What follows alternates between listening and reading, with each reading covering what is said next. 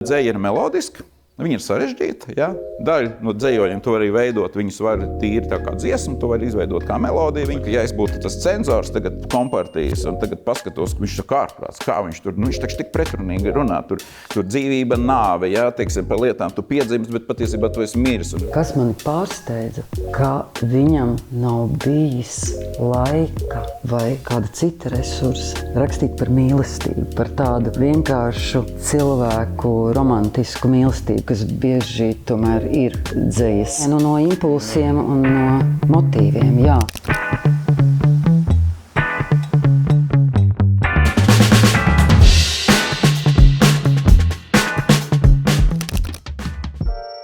Krājums Jautrie kapi ir ukraiņu dzejnieka un disidenta Vasiļa Stusa 3. dzejas krājums. Tas tappa no 1968. līdz 70. gadam un netika iesniegts nevienā izdevniecībā.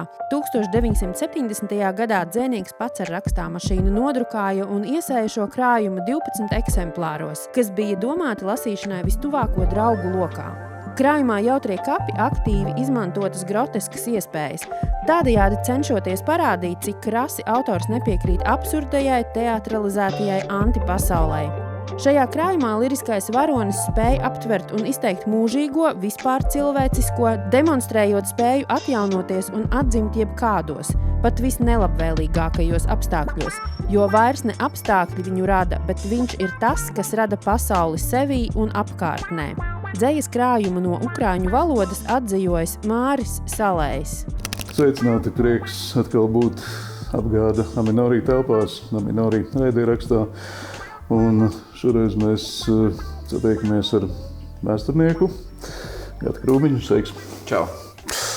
Man sauc Aris Silabriedis, esmu mūzikas apskatnieks, un Gati mēs aicinājām tādēļ, ka ir tāds iespējas radies, ka tu esi vairāk nekā citi varbūt domājis par to, ko vispār darīja ar cilvēkiem padomju laikā un ko darīja ar tiem, kas bija radoši cilvēki.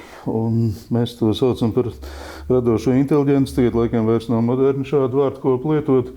Vienalga, kā mēs to nosaucam, protams, sāksim ar Ukrainu, bet varbūt tu vari pavērst skatu arī vispār uz bijušo Padomju Savienības tāpu un pastāstīt savu iespēju par to, kādēļ šādi cilvēki bija bīstami. Jā, PSRS totalitāra valsts.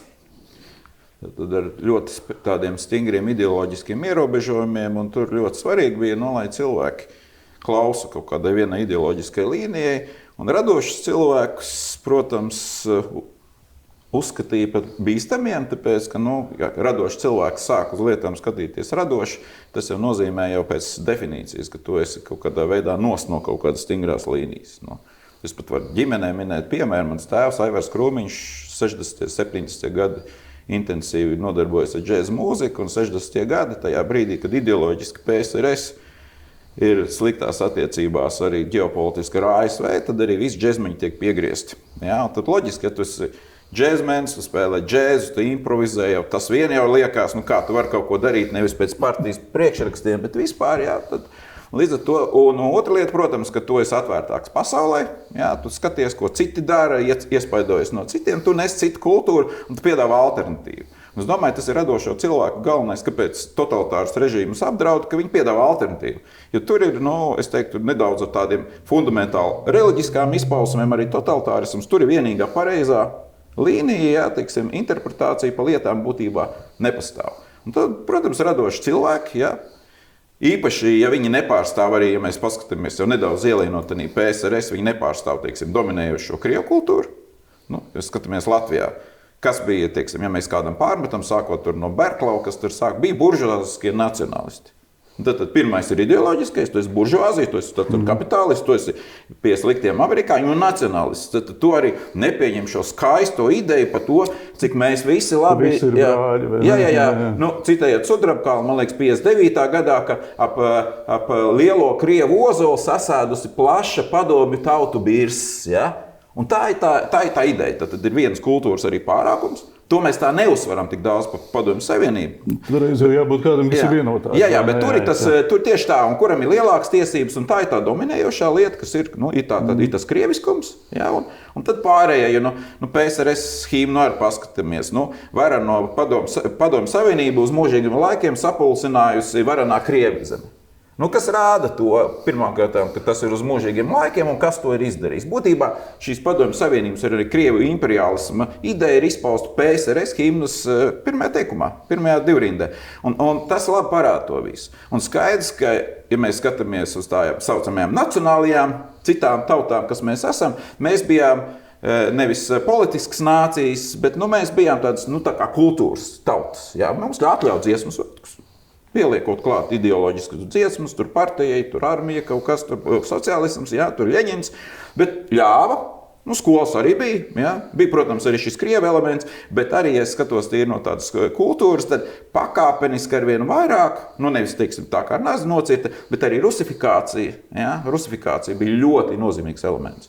Un tur mēs skatāmies, protams, arī, un tas ir viens no elementiem, kur Latvija un Ukraina, identiskas politikas no Maskavas, ja kādā veidā mūs lēnām mierīgi viss padarīt par padomju tautu.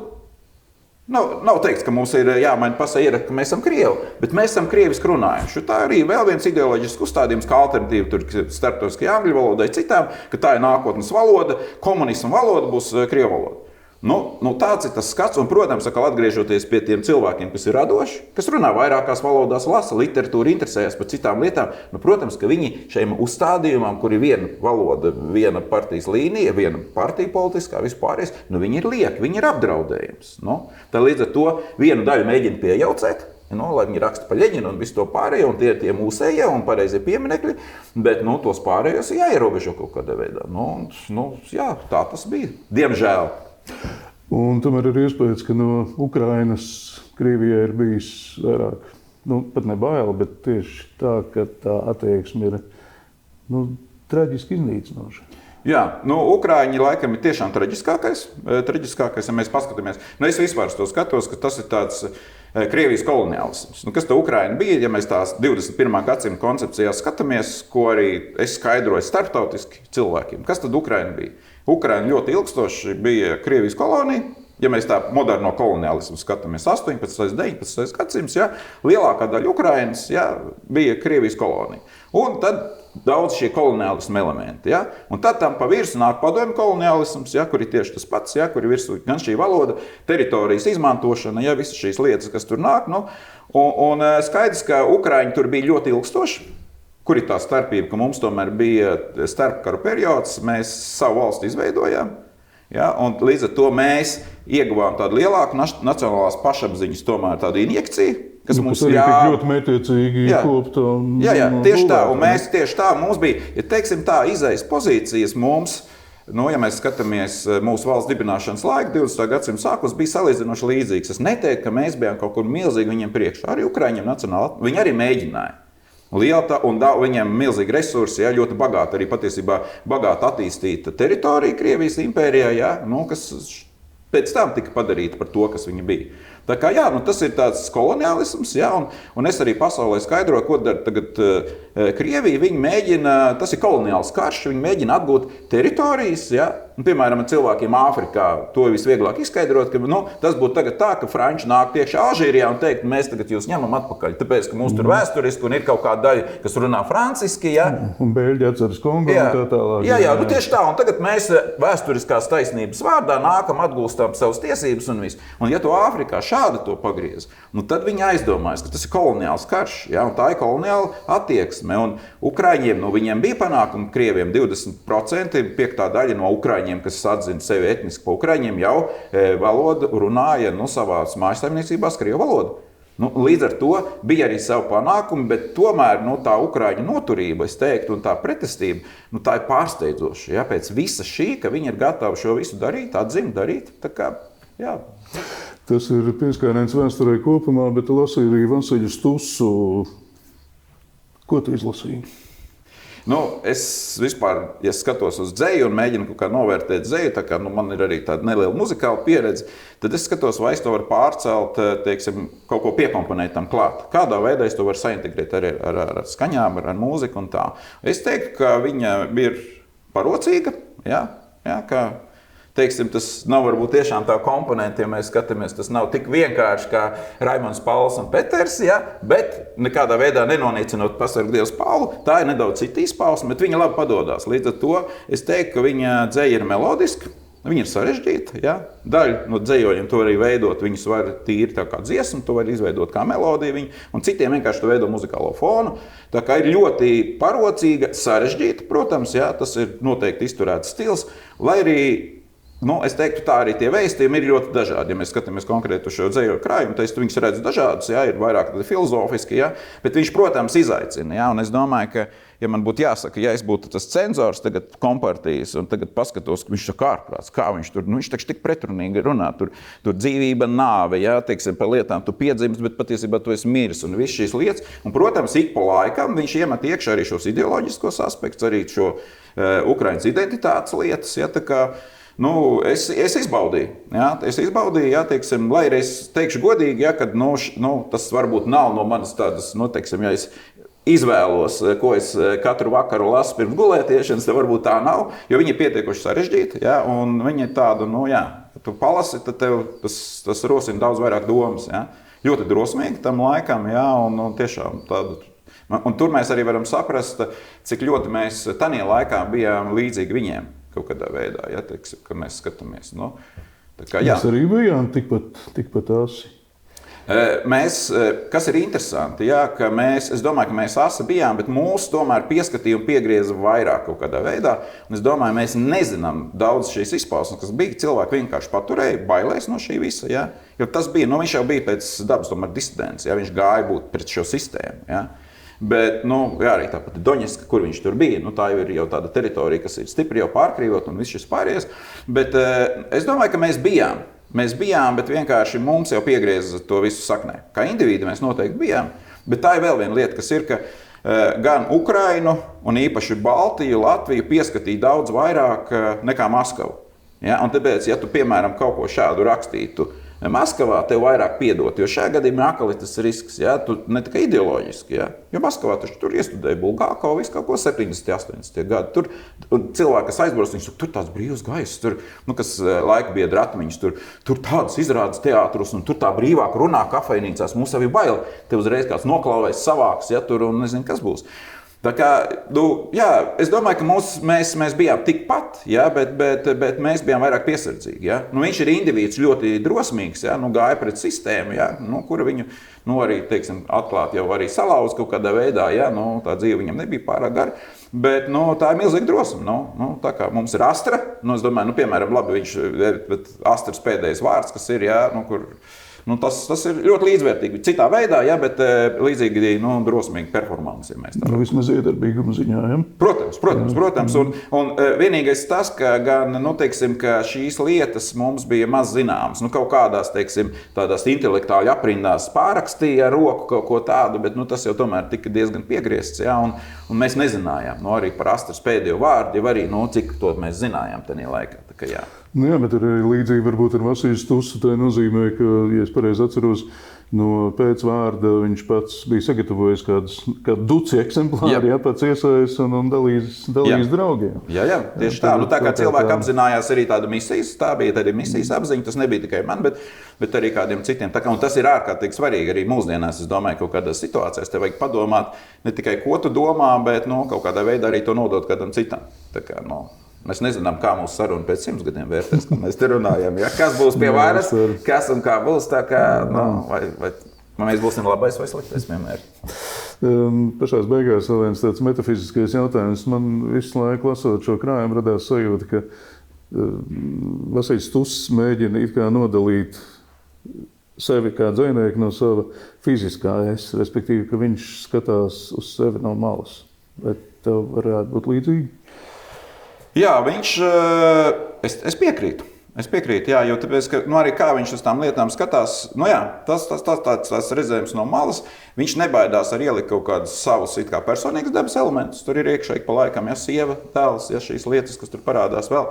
Bet jā, es domāju, ka tas līdzsvars ir ļoti labs, ka viņš tas nav tā kā viņa personīgais dvēseles kliedziens, bet viņš to runā tā kā konceptuāli, no malas, noraugot, iezīmējot šīs visas ainas, uzbarot kaut kādas situācijas, kaut kādas cilvēkus, personības, kā viņi rīkojās, ko viņi dara.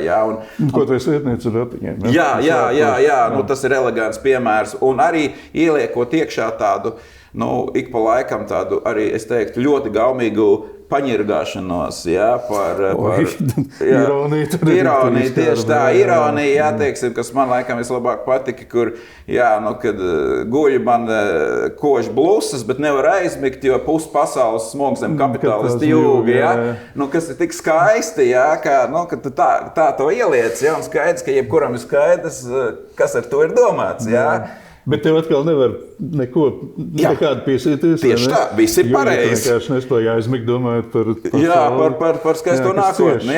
Un tas ir tik eleganti, es domāju. Un tas ir tas kaut kas, kas kaut kādā veidā, kur, domājot atkal par tādiem jauniem cilvēkiem, jauno paudzi, ka tas varbūt kaut kādā veidā pietrūkst, ka mums, es arī pieskaitu tomēr pie tās PSRS okupācijas perioda cietušā cilvēka, mēs spējam runāt divdomībās, kad reizēm slavinot šo vadošo sistēmu, mēs ar to domājam kaut ko citu, to padarot par farsu kaut kādā brīdī, bet tev nevar piesieties, jo to es visu pateicis pareizi, bet kaut kāda intonācija, kaut kāds sīkumiņš, kaut kādas lietas parāda to visu, jo tādā ziņā radošiem cilvēkiem, protams, tas ir arī traģiski teikt, bet tādās totalitārās valstīs reizēm tas radošam potenciāls pieaug, tāpēc, ka tev vēl vajag kaut kādā veidā apšmaukt, apiet, teiksim, šīs cenzūras, viss šīs sistēmas, un tev ir kaut kāda lielāka motivācija, šis radošums pieaug. Tagad mēs jau tomēr vairāk vai mazāk varam kaut kādas lietas darīt, kur, protams, ir kaut kāda pašcenzūra, nāk kaut kādas lietas tam visam virsū, un kaut kādas, katram laikam ir kaut kas, ka tu kaut ko pasaki ne tā, un tagad mums ir tur. Tā jau ir cita saruna, bet principā arī radošam cilvēkam kaut kādas radošās mokas ir vajadzīgas, un arī kaut kādas sitienas ar pātagu. Tas, protams, skan tā, bet tā tas ir. Tās mūžīgās šūpoles, Jā. Kādā brīvībā dzīvot un kā radīt. Un vēl pavisam pēdējais jautājums, tu saviem bērniem arī iedos izlasīt tos? Es domāju tā, ka meitai noteikti, puikas vēl vairāk, kā saka, puikām interesē dažas citas lietas, nevajag arī bet es domāju, ka meita, kas jau studē. Jā, pilnīgi noteikti. Bet ir tiešām, jaunai paudzei ir jāstāsta tas konteksts, kas tas bija par laiku. Un kāpēc tas tika rakstīts tādā veidā, ja mēs arī reizēm lasām kaut kādu 19. gadsimta dzēju vai kaut kādas lietas, kas ir pilnas ar niansēm kaut kādām, un mēs viņu uztveram tā vispusēji, mēs nezinām kontekstu. Un līdz ar to tas ir ļoti saistīts ar šo izglītības līmeni. Tā kā es teiktu, ka šī dzēja ir noteikti izglītotiem cilvēkiem. Tas tiešām nav tā, ka tu tagad pasēdi kaut ko tā, nav tāda izklaide. Šeit ir jāpadomā par daudzām lietām. Tu vari daudz kam nepiekrist, kas arī ļoti labi, ka tu savā ziņā, es arī lasot polemizēju ar autoru. Es domāju, bet vai tas tā un vai es to tā uztveru, bet kas ir ļoti labi. Tā kā pilnīgi noteikti es domāju, ka viņa ir nākotnē tai dzēja, bet pilnīgi noteikti, ka tie konteksti, lai mēs nepazaudējam arī to jēgu, kāpēc, kas bija tie viņa motīvi, kāpēc viņš tieši tādā veidā izpaudās un tādā veidā rakstīja. Tātad izglītotiem cilvēkiem un gudriem vecākiem, Jā. Vēlējums no visas sirds. Paldies, Gati. Paldies. Sarunā ar Gati Krūmiņu mēs pieskārāmies gan globālajai situācijai, gan padomju vēsturei, mazliet mūzikai, un tagad ar aktrisi Gunu Zariņu. Labdien, Guna! Labdien! Mēs gribēsim runāt tieši par to matēriju, kuras dēļ mēs īstenībā visvairāk šeit esam, un tā ir pati dzēja, tas ir vārds, tas ir pats Vaseļs Stuss, tie ir viņa jautrie kapi, un Guna, tu zini, kas ir laba dzēja. Ko tu teiksi par Vaseļu Stussu? Paldies. Paldies, Orest.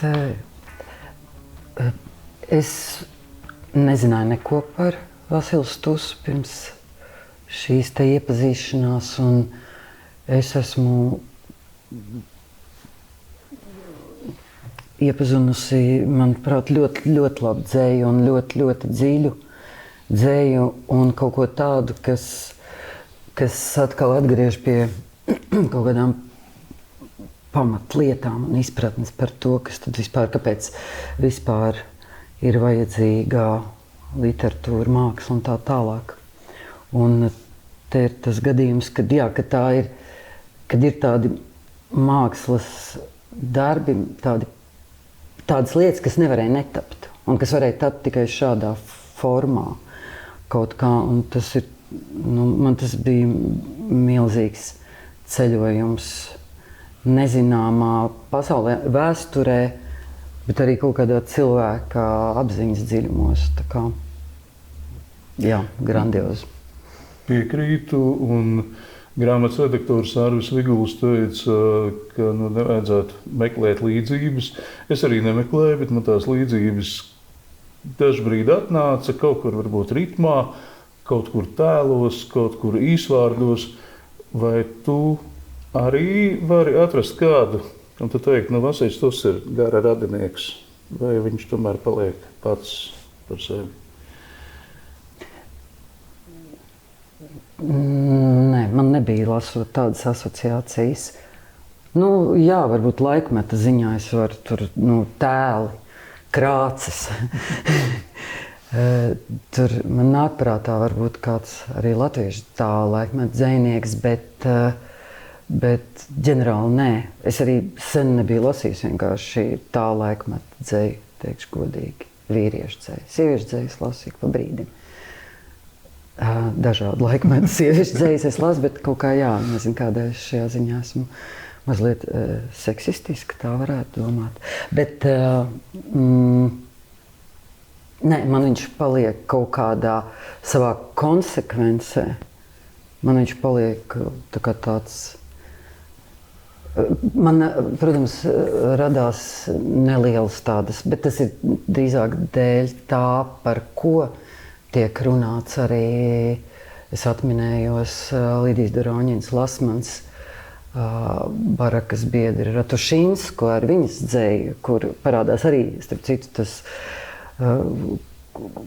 kuģīša kaut kā tēls, kas pauda kaut kādā nezināmajā un nezinu uz kurien, un arī tie garīguma meklējumi un sauciens pēc dieva, tad varbūt, ka tas man, ir tāda paralēls kaut kāds. Es saskatīju, bet es viņas galīgi lasot nemeklēju. Man bija tieši interesanti tas, ka es krītu kaut kādā, man rauj kaut kādā atvarā. Labi, ja tu pieminēji šo nošķīrumu sieviešu dzeju, vīriešu dzeju, tad es tomēr nekautrēšos uzdot arī jautājumu, ka sievietēm dažkārt ir brīnums par to, kā tie vīrieši un īpaši tie radošie un īpaši tie dzejnieki, kā viņi veido savas attiecības ar nāvi. Un tad kā viņi vispār var padzīvot, ja viņi šādi raksta un šādi par to domā.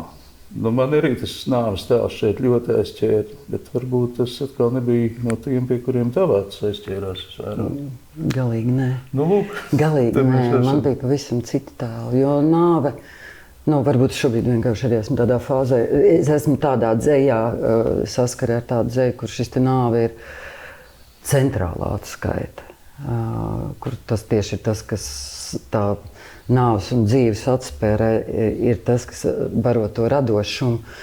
Man drīzāk tieši pretēji. Man drīzāk tieši pretēji bija tas mani saviļņoja, cik daudz te ir cerības un cik daudz te ir kaut kādas ticības, un arī tajos brīžos, kad viņš pārmet, kad viņš ir nesaudzīgs pret sevi, tik un tā. Vienkārši te bija vairāk tie dzejoļi, kas man likās ļoti aizkustinoši par to atgriešanos, tā atgriešanās un tā cerība atrast tās mājas. Tas, ka es neticu, ka cilvēks varētu dzīvot tādu dzīvi, kāda bija Vasalam Stusam, bez kaut kādas ārprātīgas dzīves, mīlestības un dzīves kārs. Tieši tas ir tas, kas to vispār padara iespējamu, šādu likteni. Nolasīšu. Es nolasīšu, par to atgriešanos, vienu no to atgriešanos, kas man likās, kas arī, tūlīt atradīšu, un tad es pateikšu, kas man arī tur likās skaists tajā. Jo kas ir aizkustinoši, ka tas nav aizkustinoši, tas ir kaut kas vairāk aizkustinoši, ka es redzu šeit arī tādu formu, humoru un formu. Dzejolis, atgriešanās. Gaismas pāršķeltas ielas, loks, baltums pār baltu, līdz sāpēm. Uzbērums, šosei tālē, mašīnas un valks debesis pāri, ceļš sevī. Vīlina, jau slēgts, pavērs, atvadoties, tumsa, ej meklē, kas tur, sniegs, kukurūzāja, mešs, pirmsausmas, noslēpumi, terikons, dvakainu upītu, ož pēc dzelmas, vientiesīgi ceļojumi pa dīķi, bērnišķīgs pārākums, vārdos neizteikta saradošanās ar ledu ar vēju, trends, skreid vēseli, jau kuro reizi, veltīgu centienu virkne, lūk, atkal brīnumaini, gaismas pāršķeltas ielas, loks, baltums pār baltu, līdz sāpēm, uzbērums, šosei tālē, mašīnas un valgas debesis pāri. Varēja saprast? Tagad tu nolasīji, jā, un es arī atcerējos, kāpēc man šis dzejos tik ļoti patika šo, es nezinu, kā viņš nosaukt, to īso jēdzienu virknējumā, kas ir kaut kā tik ļoti pareizs un tik ritmisks, ka viņš pacēja tevi tajā metafizikā, par kuru runāja Arvis Viguls, citā mūsu sarunā par Vasijas Tusu. Paldies, ka tu atgādināji arī šo aspektu. Ja, man liekas, ka tie ir tādi tā kā kadri, tā kā es to iztēlojos caur vilcienu logu starp tiem stabiem. Vai... Un tas, ka tu paspēji noķert, jā? Jā, un tas arī veido to, ko tu citādi vispār nevari ietērpt vārdos. Vienkārši tas tie mirkļi, kas montāža patiesībā. Viņš tā kā montē kadrus. Bet es nosīšu arī otru atgriešanās dzejoli, kas nav varbūt tik kadrains. Izdosies vai ne, šoreiz atgriezties mājās. Izdosies vai ne? Vecais terikons 10 bis šahtai, pie kuras bērnībā lasīja ogles, nu ir apaudzis 4 jauniem, un kurš no tiem ir tavs senais, nevar saprast. Pa ielu tev pretī nāks sveši cilvēki, 2 vecīši, kuru dēls pirms 10 gadiem gāja bojā aviokatastrofā, šūpo zīdaini, senās takas uzārtas, bērnības ceļos sastādīta kukurūza, un pat mamma tevi neusticīgi uzlūko, tas esi, tu vai ne? Rit vasaras vidus. Tieši virs mūsu dārza, virs ābelēm, kas apsmidzinātas ar chlorofosu, virs pundurķiršiem, kas iestādīti pirms pāris gadiem, virs tavas vientuļās galvas rita vasaras vidus. Retums uzlīst no augstajām augusta debesīm, sētās reiz suņi, un beidzamā zvaigzne pie paša apvāršņa spraucas caur koku zariem. Rita vasaras vidus. Un tu redzi aptumšotu dīķi bez putniem un dārzeņu vācējiem, aprimušu stepi, redzi mākoņiem aizklātu vakaru, redzi bez logiem, bez durvīm, namiņu. Rīt vasaras vidus.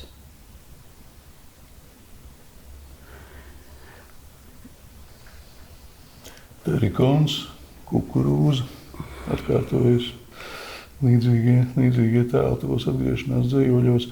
Ja mēs vēl kādreiz kaut kur satiksimies, nezinu, kameras priekšā vai nē, un runāsim par Stusu, tu lasīsi tikai man to dzejnieci, to dzejoli par to sētnieci. Par sētnieci? Cik interesanti, kas kuram paliek prātā, vai ne? Nē, man sētniece bija arī pievilkta, bet tagad es viņu atradīšu. Pašam noslēgumam. Labi, sētniece, bet kas man vēl likās... Es nezinu, varbūt man iebildīs tie, kas labāk orientējās Stusa dzejā.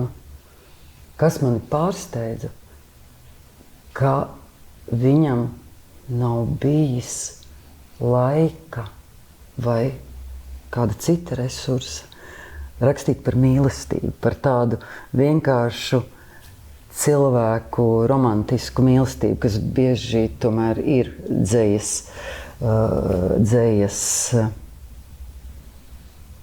Viena no pamatlietām, ja? Viens no impulsiem un no motīviem, jā. Te burtiski 2 dzējoļos parādās kāds tēls, kas varētu būt viņa intīmās mīlas objekts. Un tas arī, man liekas, ļoti daudz pasaka par to laikmetu likteni un izvēlēm. Līdz ar to tu arī atbildēji uz manu vēl neuzdoto jautājumu, vai lasot Stusa dzeju, tu domā arī par viņa mūžu. Un to, cik tas bija dramatisks, un to, cik ļoti viņš īstenībā pats to izvēlējās un pats to uzbūvēja tādu. Nenoliedzami. Un arī tas, ka tur parādās tik daudz arī tā sevis.